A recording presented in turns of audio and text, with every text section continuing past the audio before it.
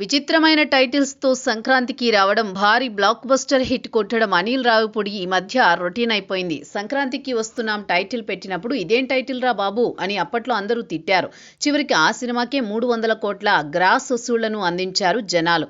పైగా టైటిల్ కూడా ఏదో పెట్టినట్టుగా లేదు, సినిమా కథకు తగ్గట్టుగానే ఉంది. ఆ తర్వాత మెగాస్టార్ చిరంజీవితో సినిమా అన్నప్పుడు ఆయనతో ఇలాంటి టైటిల్స్ పెడితే వర్కౌట్ అవ్వవు, మంచి మాస్ టైటిల్ పెడతారులే అని అంతా అనుకున్నారు. తీరా చూస్తే మనశంకర వరప్రసాద్ గారు పండక్కి వస్తున్నారు అనే టైటిల్ ని ప్రకటించారు.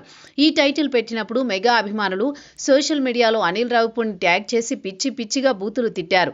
మెగాస్టార్ చిరంజీవి సినిమాకి ఇలాంటి టైటిల్ పెడతావా, అసలు ఏమనుకుంటున్నావు నువ్వు, ఆయనకున్న మాస్ ఇమేజ్ ని దృష్టిలో పెట్టుకోవా అంటూ నానా మాటలు అన్నారు.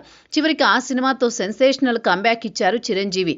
అతి త్వరలోనే ఈ చిత్రం 300 కోట్ల గ్రాస్ మార్కు దాటి వేరే లెవెల్ కి వెళ్లనుంది. ఇప్పుడు అనిల్ రావిపూడి తదుపరి చిత్రం హీరో ఎవరో ఖరారు కాలేదు, కానీ టైటిల్ మాత్రం ఫిక్స్ అయిపోయిందట.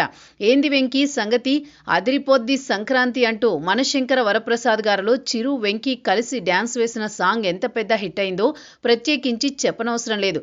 ఈ పాటలోని అదిరిపోద్ది సంక్రాంతి అనేది అనిల్ రావిపూడి తదుపరి చిత్రం టైటిల్ అట. ఈ చిత్రాన్ని 2027 సంక్రాంతి కానుకగా విడుదల చేయాలని ప్లాన్ చేస్తున్నారట. ఇందులో విక్టరీ వెంకటేష్, రానా దగ్గుబాటి హీరోలుగా నటిస్తారని టాక్. మరో వారం రోజుల్లో ఈ ప్రాజెక్టుపై అధికారిక వివరాలు తెలుస్తాయి.